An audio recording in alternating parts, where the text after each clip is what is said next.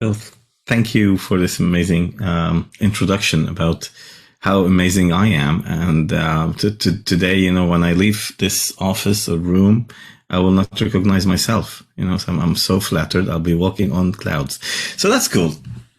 Feels good. Feels good with a being part of this amazing group of good-hearted people. And to put it this way, I call it abreactive regression therapy rather than regression therapy, because most of the time you're squeezing all that pain out. But my name is Daniel Ghanimé. I am based in Beirut, Lebanon. Initially, I'm into telecommunication engineering, and then I bounced in business. So I got my master's in business, and I continued through morphopsychology, being a morphopsychologist from the French Society of Morphopsychology, and I stumbled over, and I kind of accidentally fell in the abyss of hypnotherapy by mistake, total coincidence, as I always say, and started being as being an Omni grad, like an Omni hypnosis graduate, with Gerald Kine, and I call it like the Jerry's kid, me, Wendy Weber, Beryl Komar, Ines Simpson, all these kind of things, and feels so good to be part of this amazing family. And if anything was taught is about from Jerry's is to be quite giving, and not to be bound to whatever you've been trained into. And this is how things just did that amazing evolution in the way I deliver my trainings as well. So I opened up, and thanks to Beryl, I was able to contact the Almonds. And as I tell Cheryl and Larry, I'm the adopted one. So I became a Dave Elman Hypnosis Institute trainer. And by the time I became an IMDHA certified, and I did my own curriculum, presented it. So now the Control Alternative by moi is a certified hypnosis school by the International Medical Dental Hypnotherapy Association. So yeah, that was quite some good journey of joy, but all of that was tailored around the regression to cause. Regression to cause, as I say it always, regression to cause hypnotherapy is like, when you talk to any psychologist or psychotherapist about hypnosis, the way they react when it comes to hypnosis, it's the same way most hypnotherapists will react toward regression hypnotherapy. So whenever it comes to regression hypnotherapy, it has been the black sheep of the family, the rejected, the kind of told not to use it. It's kind of, you're re-traumatizing, you are implementing false memories, everything, just like that. And unfortunately, this comes out of misperception. It's like, and this is the essence of regression to cause. It's perception. Perception. Hey, Andrew. I see you here. So, so misperception about all this has led so many people to stay away from it. And we're talking about professionals staying away from it. Unfortunately, when it comes to professionals staying away from a certain technique, it will vilify it, and at the same time, it will not put anyone in the realm of opening up, trying it, and knowing why it didn't work. And this is where I start actually. The whole thing started with, let's put it this way, in our modern life, with Sigmund Freud. So, dear Siggy, he was, by coincidence again, has often been blamed to be quite simplistic about what he thinks about hypnosis and hypnotherapy. But that wasn't the case. If you go diving in the researches and letters of Sigmund Freud, you will find out now he sees it as something quite interesting, and due to the limitations that Sigmund Freud had back in the days, he wasn't able to make it bigger. So basically, regression to cause opened up something that many would consider as the hypnoscopy and the hypnoanalysis. So hypnoscopy is like guided imagery, what you see during the hypnosis, and hypnoanalysis, that's quite the ancestor, if we can say, of the psychoanalysis. And this is in the words of Sigmund Freud, that psychoanalysts owe it to hypnoanalysis to pave the way for psychoanalysis. So what happened? So why is it that, why was it left in the dark? So what did Freud miss? And what is the main thing that led to the abandoning hypnosis? So if you go through studying Sigmund Freud, he attended once a performance of Hansen the Magnetist, Hansen le Magnétisme, which made a profound impression on him, and he was quite convinced of the existence of a genuine hypnotic state. And that's, in his letters, he wrote about that. So he subsequently spent 4 months at the Salpêtrière hospital during the period between 1885, 1886, something like that, and the end of 85, beginning of 86, where Charcot was conducting studies on hypnotism. So basically, he was there, and he was impressed by the clinical demonstration of hypnosis when it comes to hysterical paralysis. Now, you know that hysteria comes, it has been studied with women again. It wasn't seen something that was existing in men, and then why? It is, the hysteria as a root name is related to the uterus and whatever, was, back in the days, it was quite something also vilified somehow, and it was enigmatic why that paralysis, why the kind of blindness, these kind of things were happening. So anyway, Charcot was conducting his studies on hypnosis and on hypnotism, to be precise, and Freud was impressed with that. While he was, while Charcot, you can see all those photos on the internet, Charcot doing those kind of demonstrations. And what happened, that Freud traveled to Nancy to meet Charcot in order to meet Charcot's rival, that's Hippolyte Bernheim.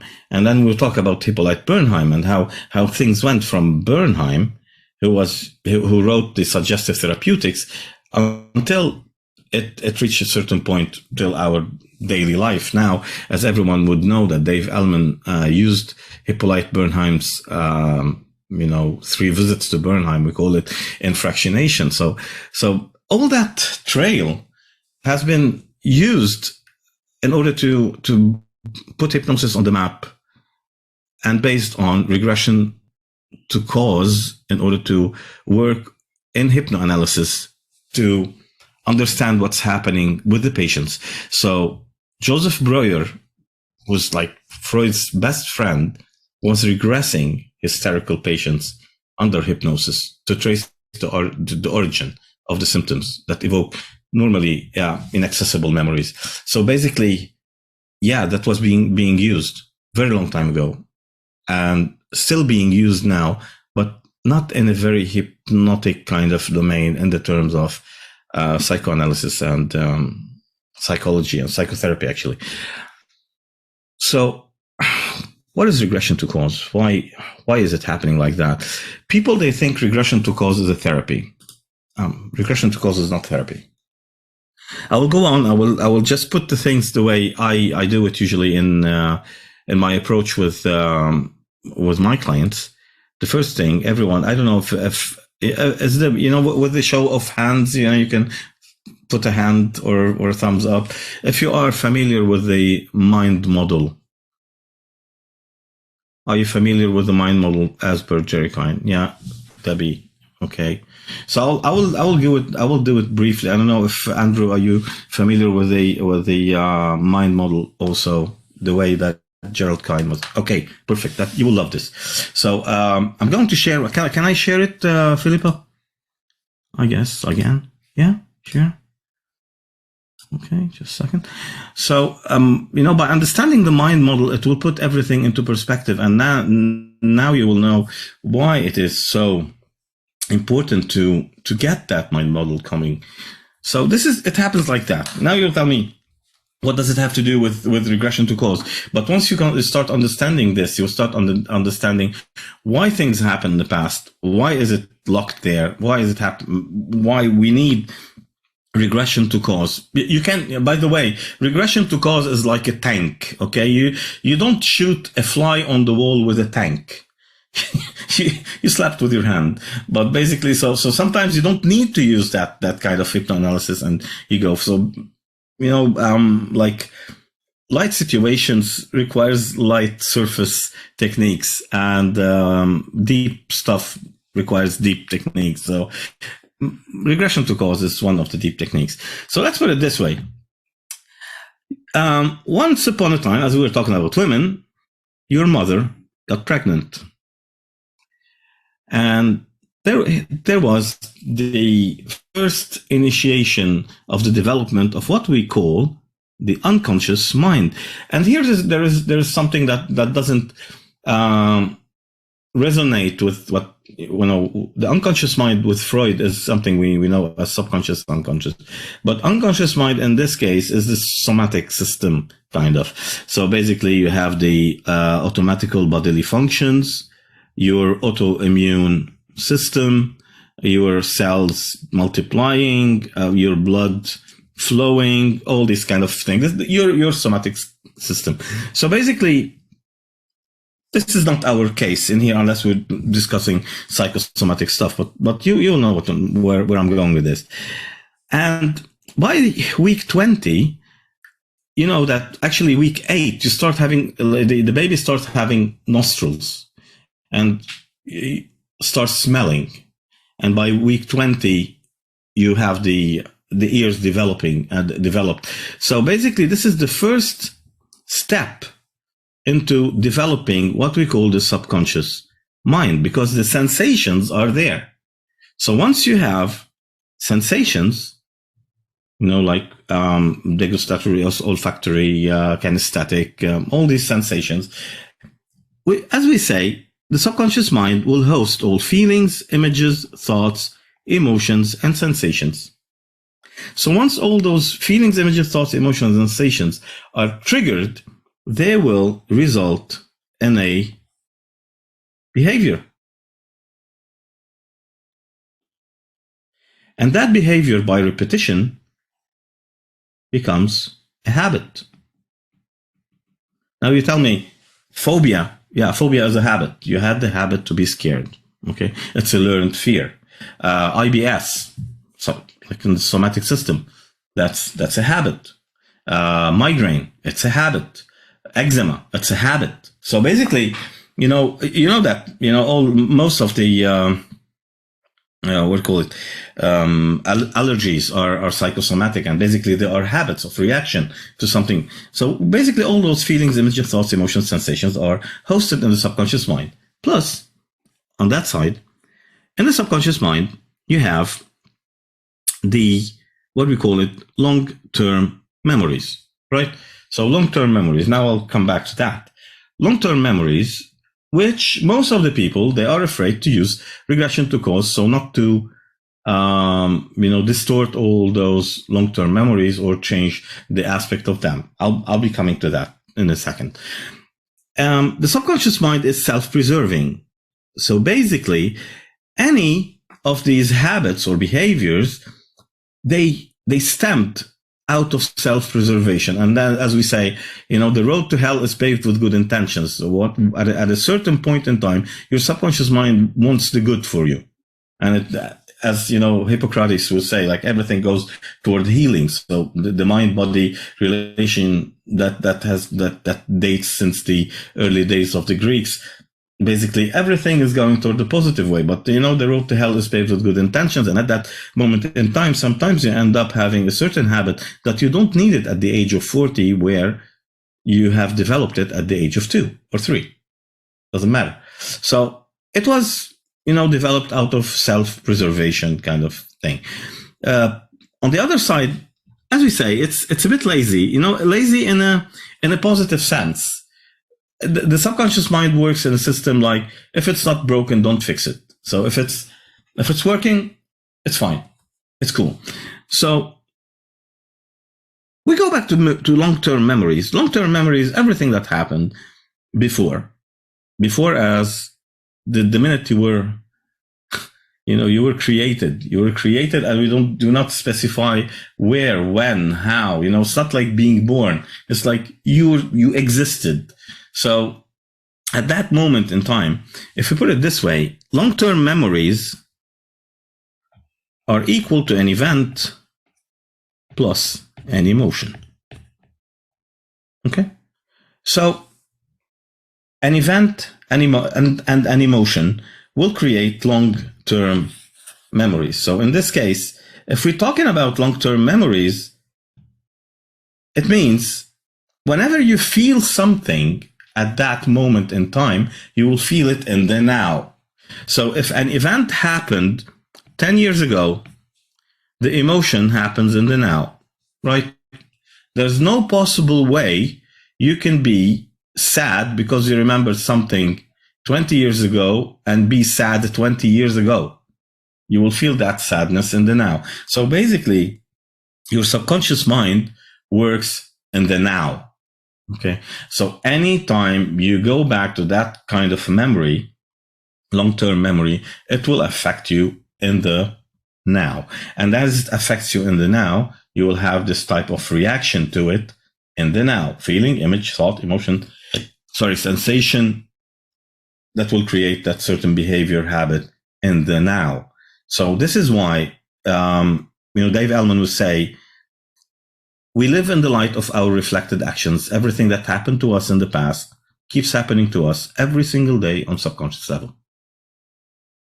So if we are able to deal with this in order to heal that memory and transform that memory into an experience, all we need to do is just to change or eliminate the emotion out of it. And with this, we will end up having an event that turned into an experience if we are able to take the emotion out. So if we take away that emotional reaction or the emotional charge from the memory, it will give us a certain experience of what happened before, and this way we can avoid it in the future or deal with it in a certain way, and it will not affect us every single day, and we will not feel so frustrated, angry, guilty, fearful, whatever, these kind of things. So in this case, all these things that are happening here are related to, let's put it this way, feelings. So that's why we call the subconscious mind, it's the feeling mind. Okay, so the subconscious mind is the feeling mind. And it's around, as we say, 95% of who we are. Now, when I use 95%, if there are any mathematicians here, please don't take me to the letter. It means like it's a whole lot of who you are. And, every single circle I will draw here, it's you. We're not talking about schizophrenia. We're not talking about different personalities. We're not talking about different characters. We're only representing this in a certain graphical presentation or representation in order to understand the things where, each function, how does it work? So as we said, feelings, images, thoughts, emotions, sensations, habits, behaviors, values, whatever, long-term memories, and a self-preserving aspect are just there in the subconscious mind.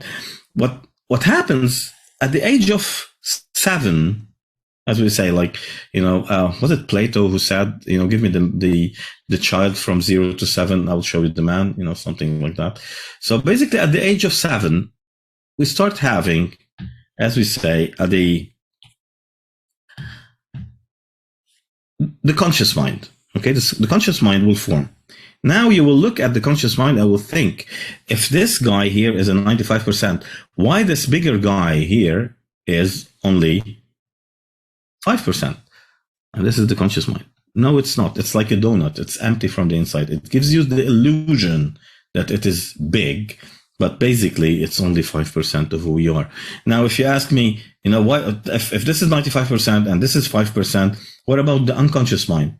The unconscious mind has no consciousness at all, no feeling and no thinking.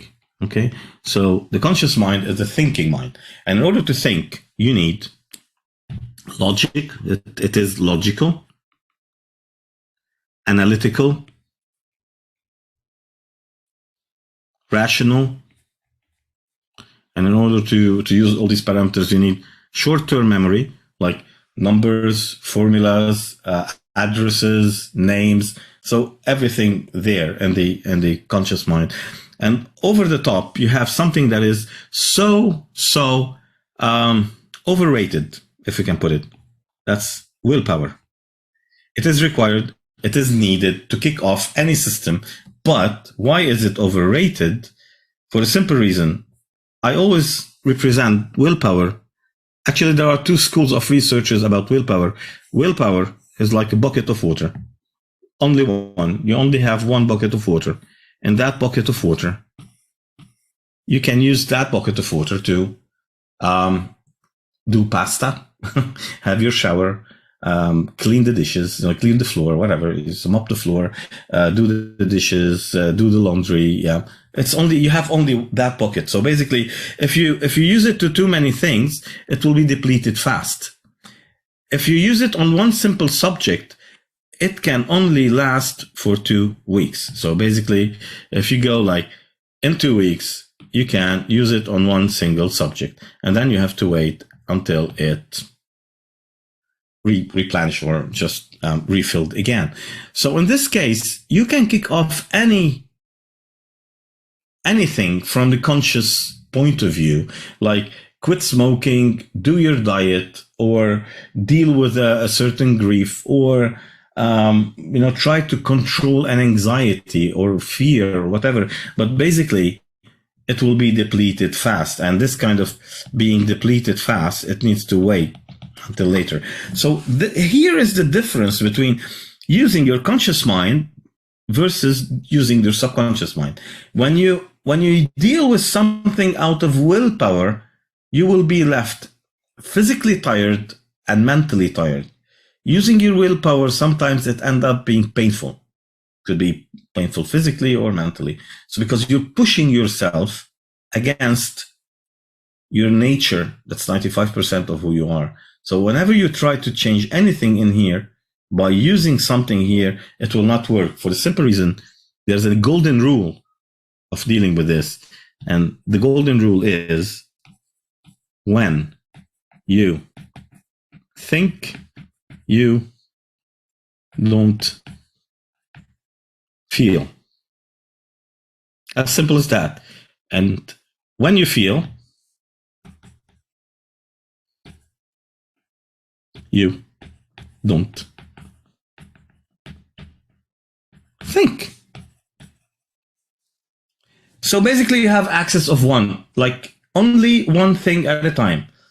If you are here in the conscious state and you're thinking, this is why sometimes people, they get to be workaholic in a certain way. They are thinking too much, so they're not feeling their emotions.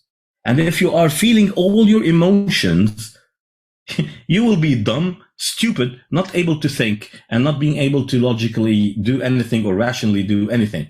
So this is why the difference between a crazy person and a sane person is that the sane person will use a logical, analytical, rational explanation of what they're doing. And this is, I always give the example of smoking. If you ask someone, why do you smoke? The first thing they will say, it makes me relax. It makes me feel better. I relax. If you ever tested the heartbeat of a smoker, for the first drag of cigarette, your heartbeat will jump from 60 to 110. So I don't know how this would seem like, but this is not relaxation to me. No one could relax with 110 BPM. So, okay, it works for you. That's good. That's perfect. If it works for you, you gave it an explanation, it works fine. But if you ask a person, just ask them, why are you smoking? And they look at you like, smoking? Me? Smoking? What? Me? No, why? I don't know. Why am I smoking? Basically, here you are in a different situation. They don't have any explanation, logical, analytical, rational way to put it this way. So anytime, whenever that emotion arises, this guy here is in the background and it's not working. So the problem is we cannot access this guy here if we are using this guy here. Oops. So in order to access this guy here, we need a way. So that's what Sigmund Freud actually said. Amnesia lies at the root of all neurotic symptoms. Our duty, as therapists back then, is to uncover those reasons of hiding it in the background with yet to know methods.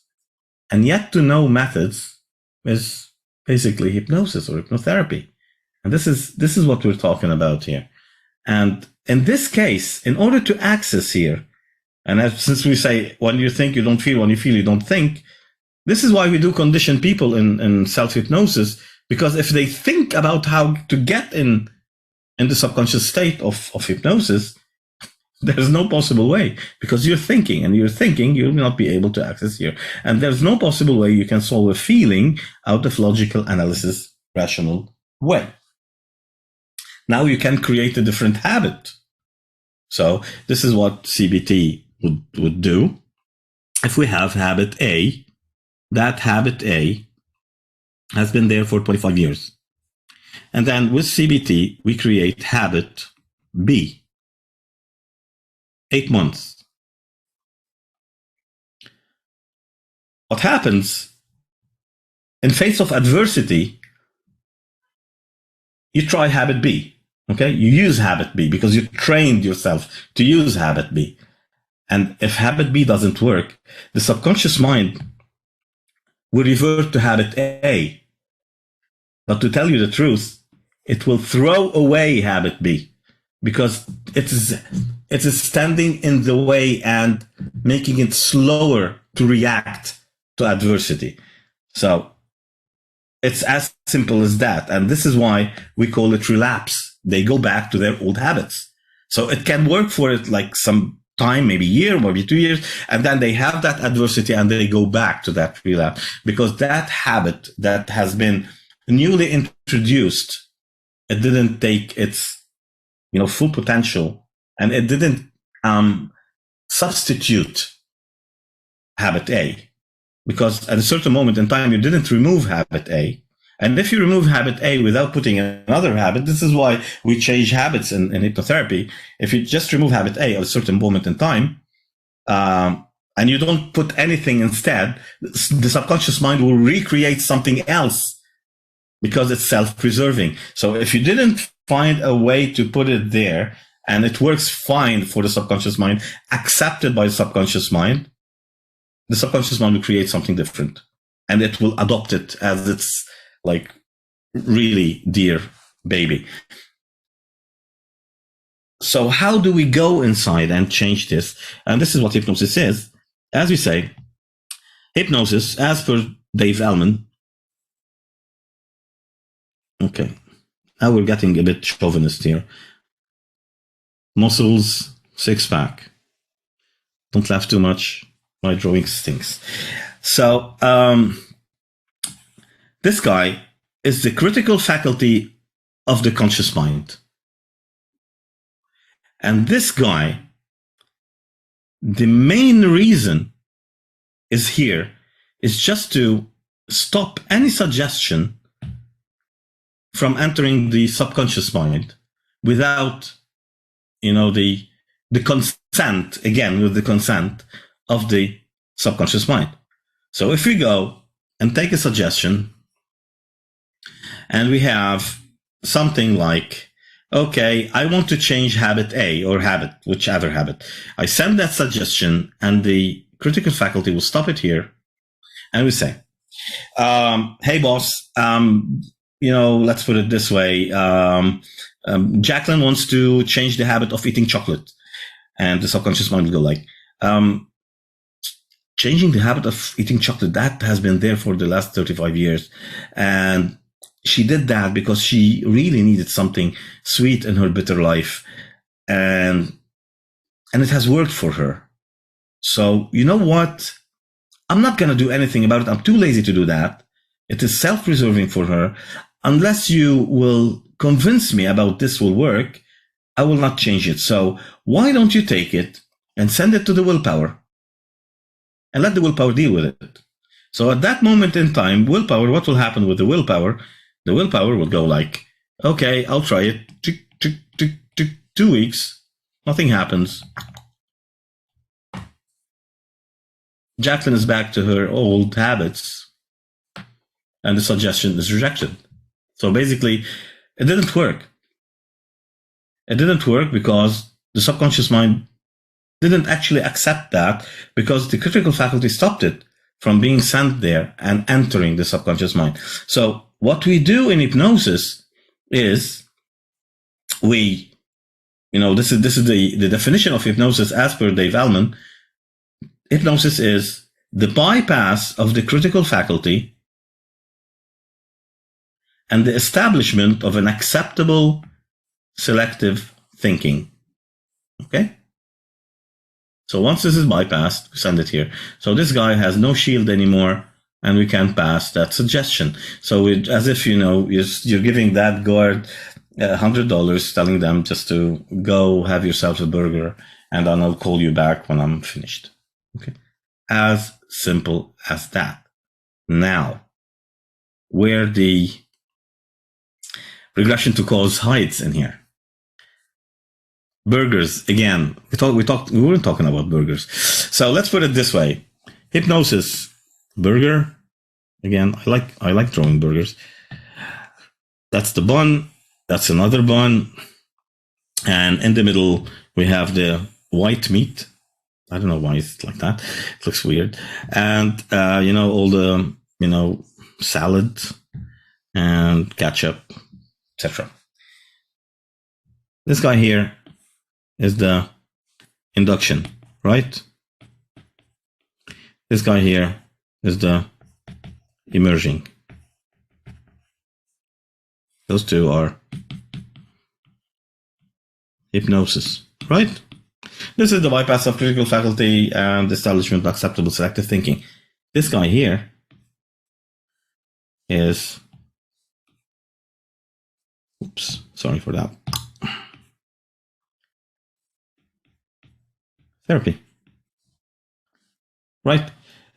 So if we remove this guy, this one, and this one, we are left with therapy. And this is where psychotherapy is, because we're using Gestalt therapy most of the time. We're using all these kind of techniques that psychotherapists will do. So basically, having these two here will put the therapy in a very, if we call it this way, amazingly great situation, because that therapy will take place in the subconscious mind rather than waiting for it to access the subconscious mind as we are doing talk therapy. Where is regression to cause in all this? Back to the burger. That guy here, let's put it this way.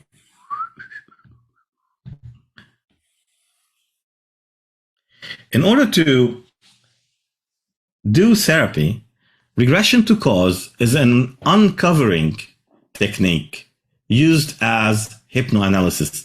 It is not therapy. Okay? Regression to cause is not therapy. You regress to the cause to understand what happened. But it's not about the why, it's about the how. So once you are there, then you use different techniques. So basically, you use regression as a hypnoanalytical tool.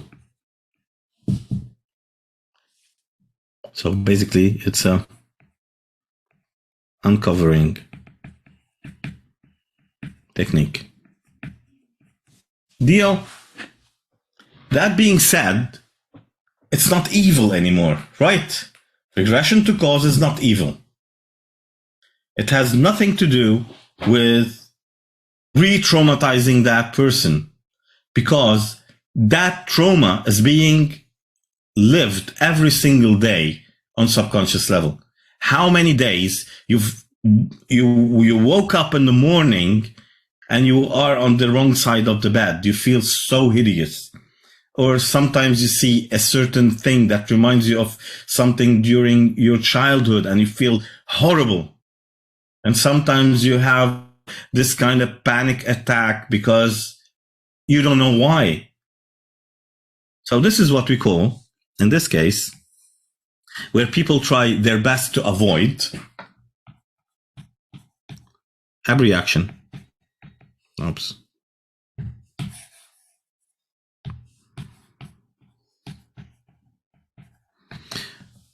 So abreaction doesn't happen only in the chair, doesn't happen only at the office, in the clinic, in the session. Abreaction happens every single day in your daily life. Migraine is an abreaction. It's an abnormal reaction. IBS is an abreaction. Pulling your hair is an abreaction. Bedwetting is an abreaction. So basically all those abreactions that are happening, if someone comes to you that has several panic attacks or anxiety attacks during the week, they're having several abreactions. So if they had that abreaction in the chair or in front of you, it's not the end of the world. There is a way to get out of this very easily. And this will tell you so many things. So we're not there to traumatize or re-traumatize. We're there just to understand. And for a simple time, it's just a single hint that that thing happened, and we bounce off it. I'll tell you how this is being done in a minute. So this is not the end of it. So basically, abreaction happens every single day. Now we know abreaction, check. That's fine. False memories. Yeah, we talk about false memories. False memories. Your subconscious mind is so wise, okay? There's no possible way you can fit a false memory for a very long time. We're talking of very, very long time, as people would think, in such a term that it is incoherent of the subconscious. It's not a timeline rather than a whole ecosystem. So if you are in a forest and you're seeing birds, there's no possible way you just met Pac-Man. It's not there. So if you put it there, it might seem okay, and at a certain moment in time, the subconscious mind will push it away. Now, if we're putting things together as, we're changing one parameter in that memory, each one of you, every time, remembers like a long-term memory is changing that memory in a sense. Every time you remember it in a different way. So are you implementing false memories to yourself? Every time you remember something during your childhood, you will not remember it to the letter. It's a perception of what happened. There's no, let's put it this way, no such a thing as an absolute true memory. There's the perception of whatever happened of that moment in time. The only thing that sticks from the memory, that's the emotion. So it doesn't matter what happened there. Even if you were a penguin in the Antarctica, it's how do you feel about it? How does it make you feel? So all that happening in this kind of situation, basically memories, perceptions, all this, you just get it as a term in order to reach and try to find out whatever happened basically back in the days. So we have different types of regressions. In this case, we have directed regression. If you're trying to regress someone, actually you're regressing someone to their birthday, 5-year-old birthday, or just Christmas Day at the age of 7, doesn't matter. You know where you're going. In non-directed regression, which is like you tell them, okay, take me to a happy or a sad moment in your life. They will take you there. And where are you? Inside, outside, alone, someone with you? At what age are you? Like, what is your age? Or how old are you? These kind of things. That's indirected or non-directed. You have also something we call the affect bridge. Now, anyone knows the difference between, let me just take a break from sharing the screen. This way you can see my face differently. So, anyone knows the difference between emotion, feeling, affect, and mood? We always use them, okay? We always use these terms in our, practice. So, what is the difference between a feeling, an emotion, an affect, and a mood?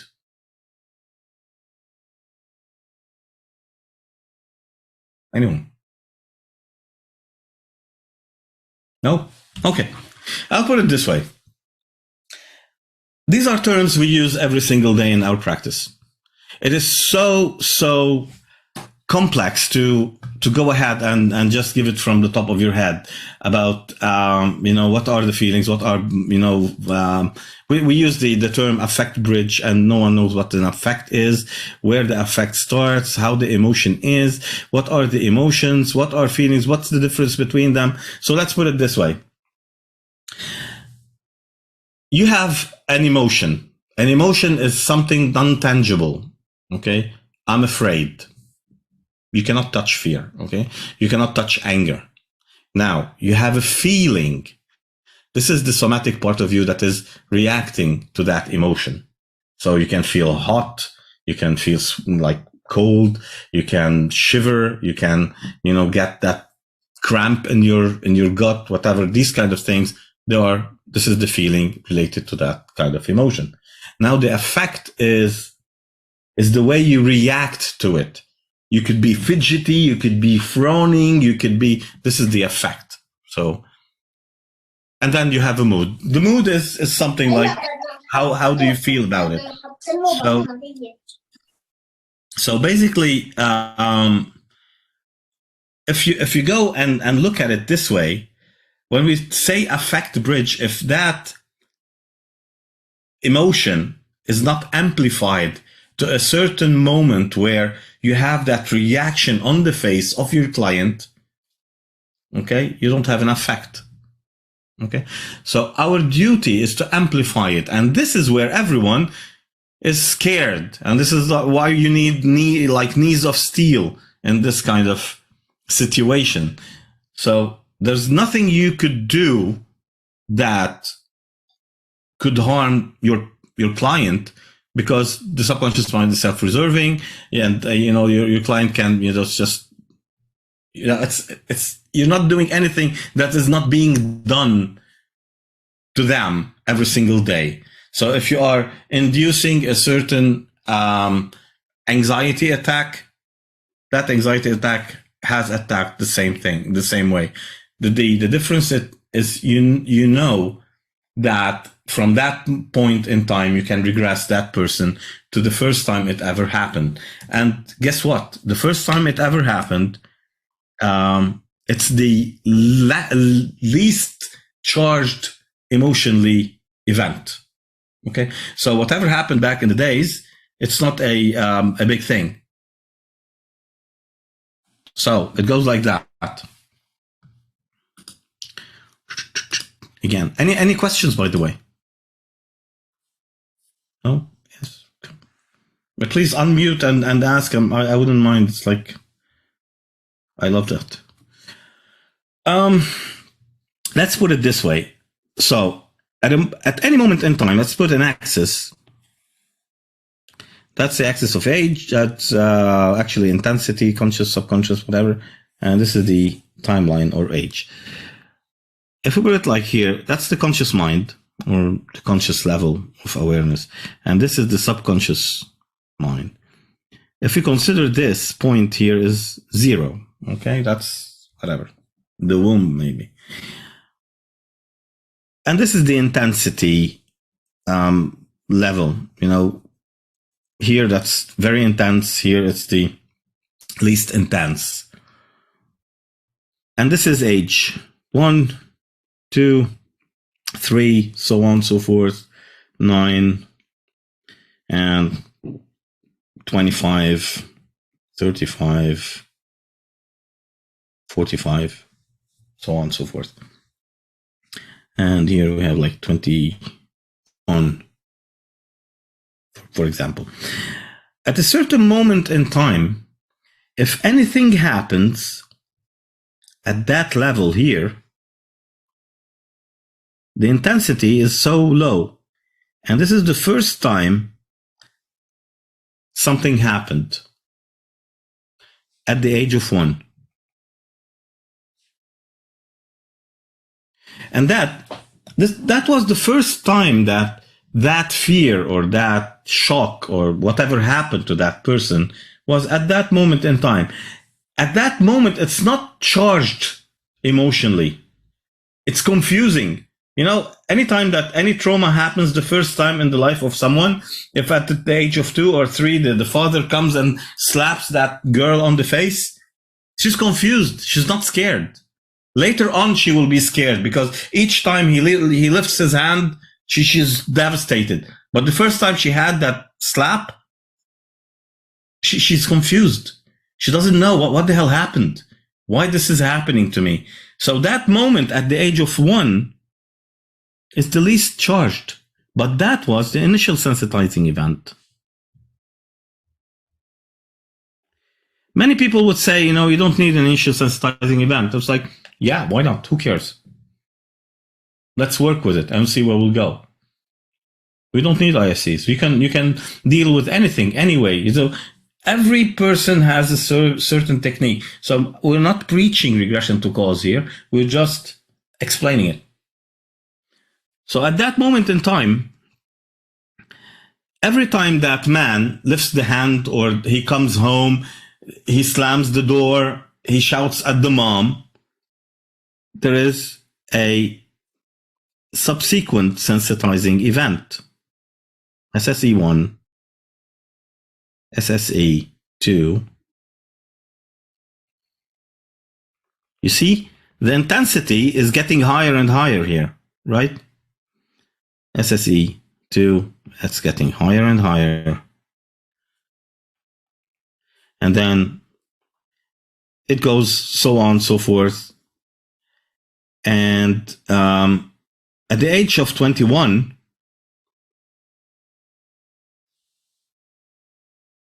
actually here, I'll put it this way.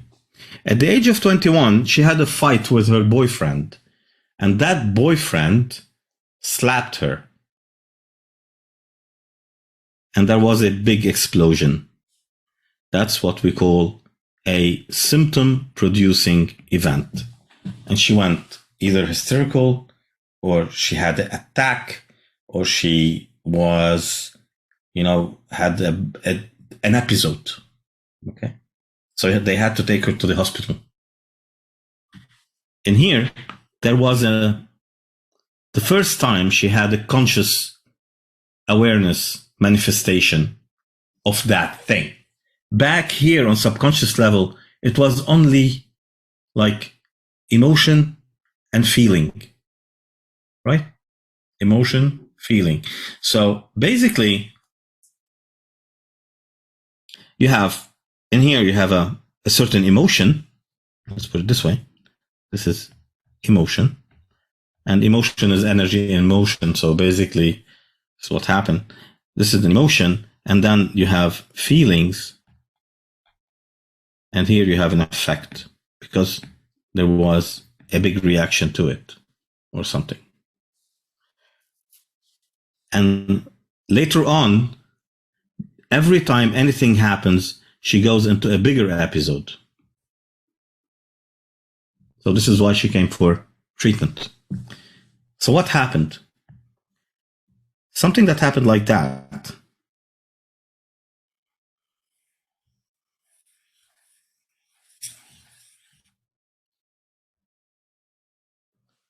This is the least charged. This is where all happened. And here, that's the explosion. As simple as that. So when we do regression to cause and we follow that thing, we put it this way. I'm going to just flip that chart in a certain way where I put this one here and the subconscious, conscious, and we go back to where it happened. So if it happened here, we're talking about 1 year of age, and we regress to this situation here. We don't stay at this point. Okay? So we're not going to stay at this point.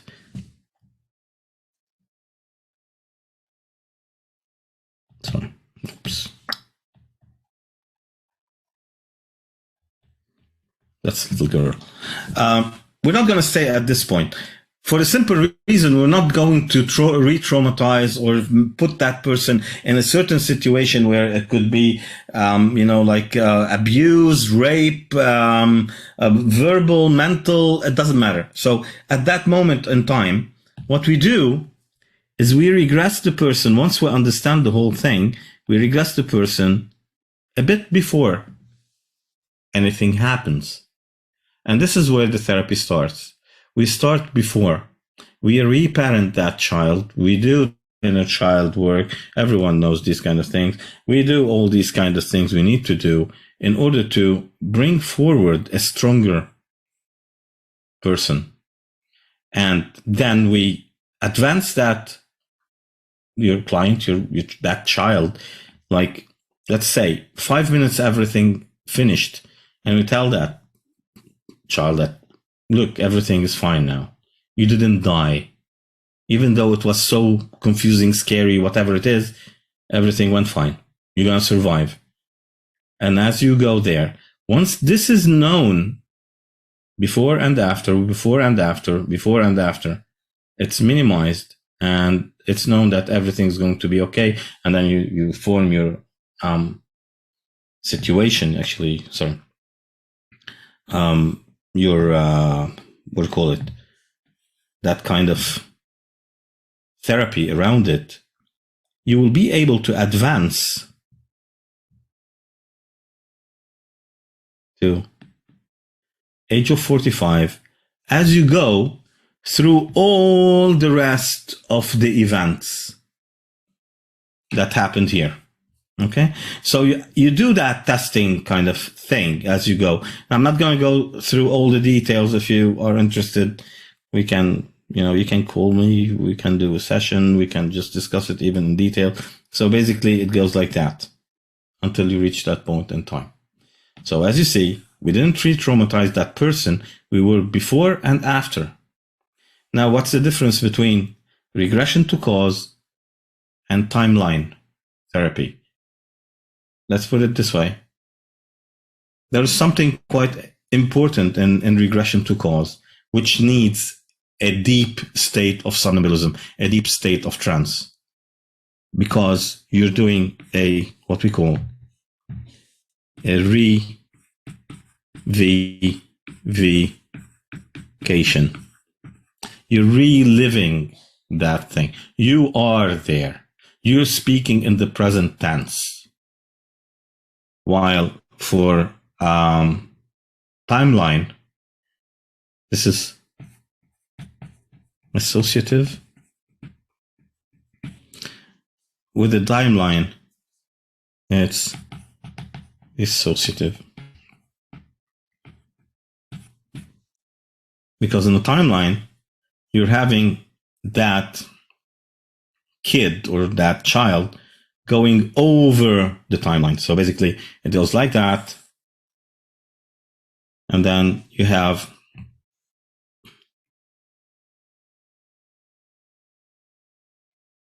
it looks like Superman, right? So you have that person flying over the timeline, looking at that kid or whatever. Okay, so it goes like that. What is he doing, or what is she doing? What's happening there? And then tell me, and you deal with it. It's dissociative. While in here, it's that kid. You are, your client is there going back and forth on the timeline. So now you know the difference between both of them. In this case, regression to cause is for hypnoanalysis, for uncovering. Abreactive regression therapy, or what we call R2C, like regress, release, and clear. This is the whole therapeutic timeline. And if I had to go through something very important for all the people who are in this kind of line of work, I would totally suggest a book that is way, way, way too good to be true. And I'll share it here. This book. It's a Double Therapy by Wendy Weber. This thing is way beyond normal for whoever wants to work with regression to cause.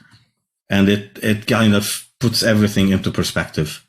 So, in a nutshell, regression to cause, burger, hummus, whatever you call it, it's by itself is not the evil kind of monster around there. Evil demons are deep down inside each one of us that we need to find out how rather than why they were there, finding how to get them out of there.